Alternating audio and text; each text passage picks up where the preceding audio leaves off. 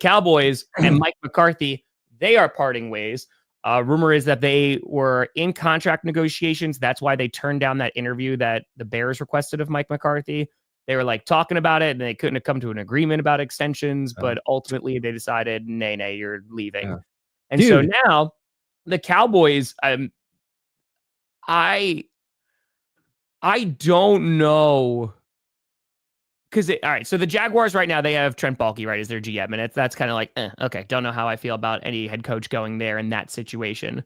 Saints, they got their cap, they got Mickey Loomis as well. But when it comes to ownership, you're looking at the Jets and you're looking at the Cowboys of, is that going to potentially deter any folks? And yeah, you're the head coach of the Dallas Cowboys and all that great stuff. But at the same time, I don't know if that is the most attractive place to go and coach right now in this offseason. Yeah, dude, here's what's concerning to me. If Mike McCarthy didn't want to stay there, contract negotiations stopped, what leverage did McCarthy really have after this season? Sure. Why did Dallas not want to pay him if, that's just is a weird spot. Usually you kind of want to know that decision earlier, sure. You miss out on the first round of interviews or whatever, but yeah, what the Cowboys do, it's going to be important. The Deion Sanders rumors there are funny. Oh my God. That's not happening. Deion's staying here in Colorado. Don't you try to take him away from our Buffaloes. Please. The amount, oh my God, it would feed families. It really would. If Deion went to the Cowboys and then the Giants draft Shedeur, oh my God, please. I was mentioned in the chat. It'd be amazing. But yeah, I don't think that's the most attractive option. I don't. Like, you look at the Bears, and I feel like the roster is like, oh, I like this roster. Yeah. Yes, you need to get more of an offensive line. Yeah. GM ownership, okay, that's the argument there. But like with the Jets, man, I don't even know.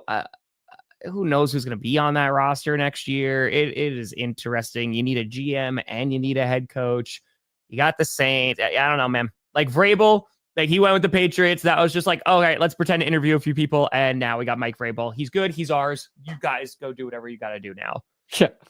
Raiders are interesting. I mean, we'll see again, like you said, with Tom Brady, how much he's going to have a sway in things. And it seems like a good amount. I mean, honestly, he'll make that defense better. And that defense needs to get better from the Jaguars. So yeah, I don't think we're going to complain about that Jaguars defense get better because they were awful.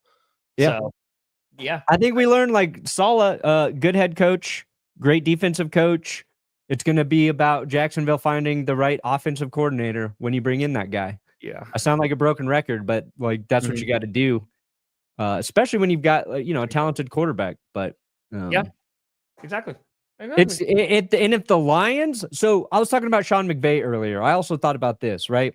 We know Sean McVay is a great head coach, and we know that because year after year, his coordinators get poached, right? Sure. Offense, defense, doesn't really fucking matter. Teams are like, I want that guy. Dan Campbell, after this season, might lose both Ben Johnson and Aaron Glenn. It looks like that's like a 99.9% guarantee. Both his coordinators are going to be gone.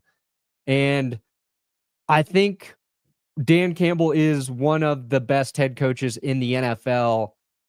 And how he navigates losing his top two guys is going to be his toughest challenge since, coming in season one. And how he continues to progress as a head coach, knowing teams are going to be gunning for your coordinators probably year after year. Mm-hmm. I think it's that next tier of figuring out how to be an elite head coach in the NFL. Luckily, they have the foundation, they have the pieces, they have the roster, and you can transition that way. But I think that will be the amount the Lions either stay the same or take a step back or figure out a way to get even better. It's all going to be on Dan Campbell in 2025. I guess that's now, but yeah. Miguel, that's a great question. I don't think so, just because he's already getting head coaching interviews. So he might wind up taking off, taking some time again. I don't know. I mean, that's honestly just going to be up to him. I mean, I would love if he even took a coordinator. I don't think he would, but like if he took a coordinator position like in Pittsburgh, dude, like I think that'd be cool. Nice homecoming there, but Yeah. I don't think. Yeah. So Where? McCarthy's interviewing with the Bears, right? Yeah, he's Are you interviewing. going to? Yeah, them and then Is Arthur Smith interviewing with the Bears or the Jets? Arthur Smith. I don't remember, to be honest with you. Let's see here. Yeah, he's with the Bears. Yep. I Arthur mean, Smith? again, we laugh and stuff. Like McCarthy is a good head coach, and to be honest with you, like he'd be one of the better ones that the Bears have seen. You know, just like kind of just the level of play, and you know, I don't know if he's going to be the guy there, but he would be an upgrade over Eberflus. I'll tell you that much. He definitely would. So, yeah, Caleb. Well, I think that's some of the discussion too about firing Rand. I don't know, man, because it's Callahan. You don't know about that too, and it is an interesting time with Tennessee, and they're an interesting option too for GM vacancy. They have the number 1 overall pick, but you do have that head coach there too. So Yeah. very interesting. A lot of folks like to do their own thing when they get there.